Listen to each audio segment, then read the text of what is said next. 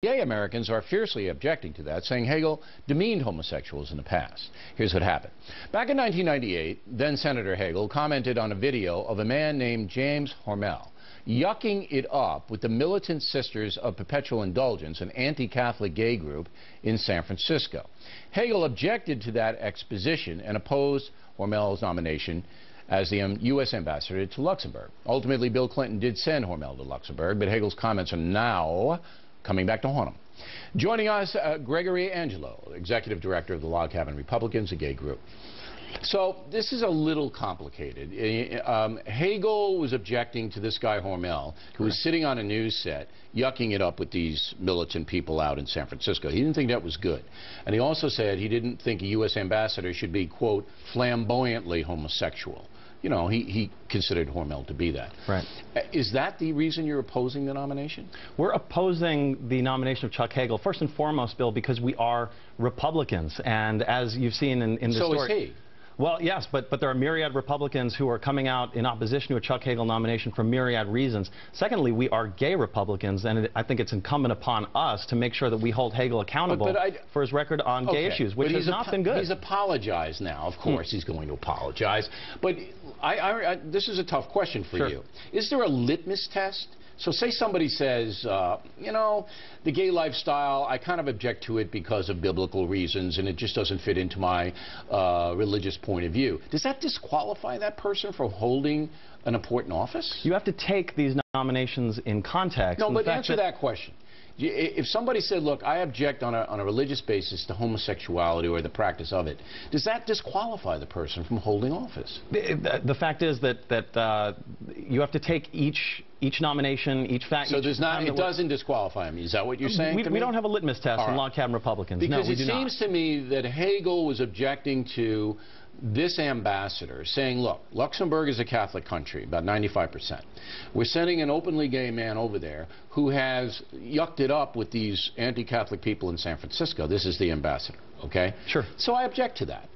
That doesn't seem to be unreasonable to me. We're not just looking at that one instance of a statement where Chuck Hagel called James Hormel openly and aggressively gay, as bad as that is. We're looking at the totality of his record. He supported the Defense of Marriage Act. He called the repeal of Don't Ask, he supported Don't Ask, Don't Tell, opposed its repeal, specifically because he said that it would be social experimentation. Now, Log Cabin Republicans have spent a lot of time and a lot of money working for repeal of Don't Ask, Don't Tell. Do you think Hagel is anti-gay?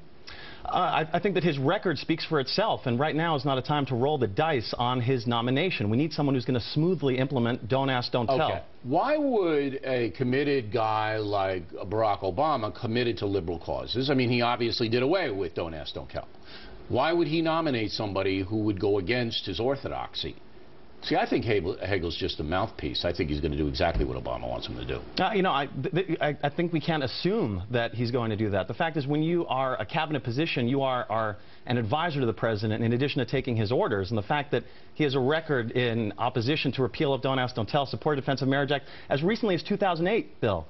He supported a federal marriage amendment in order to prevent gay couples from engaging in marriage on the federal level. He said that he was an a senator option from Nebraska. That's what the guys do. But now Chuck has seen the light, Mr. Angelo. He's seen the light. Bill, he's totally different. He's now on your side. Oh, he's seen the light at a very opportune time, not until his name was floated as a potential nominee for Secretary of Defense. But nobody asked him about it until then. I mean, he's not going to run around apologizing for stuff he's not asked about. Well, I don't know. I think you guys should give him the benefit of the doubt. I don't know if this should disqualify him. I don't like his stance on other issues, you know. Maybe as a Republican you would object to his kind of waffling on Iran and things like that, and but the gay thing, I don't know. I'll give you the last word. Yeah, sure. We have to look at the totality of Chuck Hagel's record in this nomination. We look at the totality of that record. We see him as disqualified as a potential nominee for Secretary of Defense.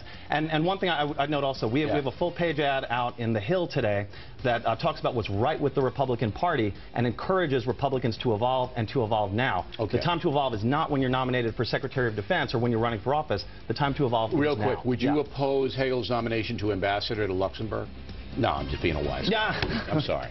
All right, Mr. Angelo, thank you. Directly ahead, ESPN apologizing for comments Brent Musburger made about a young woman at the college football championship game. We'll get to the bottom of that. Then Dennis Miller on Al Gore, Al Jazeera, and everybody hating Congress. Those reports after these messages.